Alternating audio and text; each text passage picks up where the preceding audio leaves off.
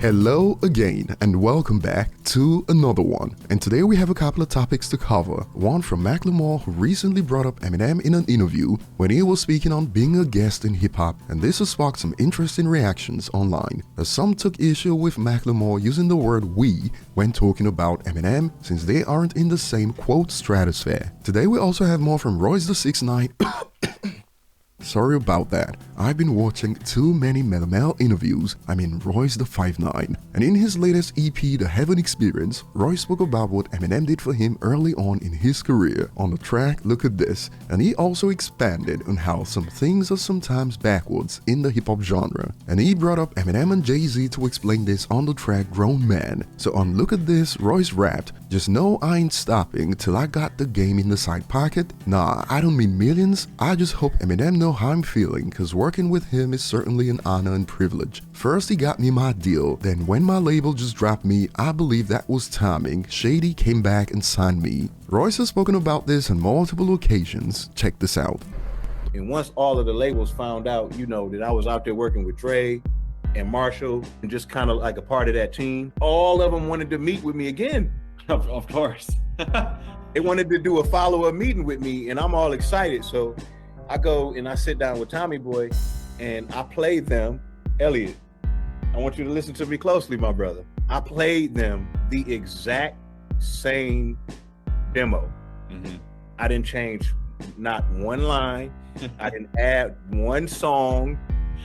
The exact same demo that they passed on, I played it for them, and they acted like it was the greatest thing that they have ever heard in their lives. And they gave me $1 million.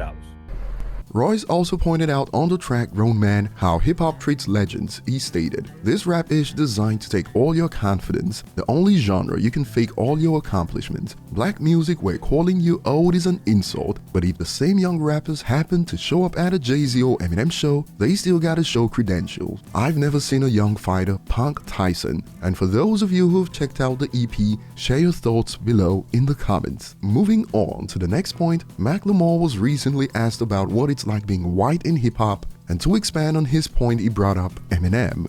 And oftentimes people say, "You're a guest." Mm-hmm. How do you take that statement? I think it's true. It is true. And I agree.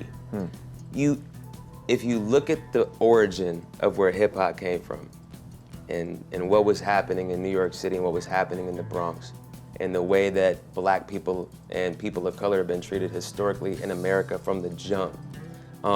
This was a music that was birthed out of oppression. Hip-hop is inclusive, so there's always been an open door to a certain extent.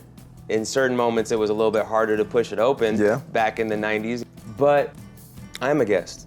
M's a guest. Doesn't matter how good we get, doesn't matter how great Eminem is, we're guests in the culture, 100%. And that's not to say that I don't belong here. I absolutely belong here. But you still have to realize that this is not your house and that you are a guest. And take your shoes off and help with some dishes. You know what I'm saying? Funny because on I Will, Eminem pretty much rapped that El Jamar would be in the house of hip-hop also doing some cleaning based on how much better his peers were. Now, what I find interesting about this is he's talking like Eminem hasn't already addressed this issue before on Crook's Corner. The whole beef of a certain person. Right. I never said I wasn't a guest. Right. Like, I'm absolutely a guest. Like, I never said I wasn't. Right. And I never said I was king of anything, because I never want to be, like, I don't want to be the king of hip hop. Who the is the king of hip hop?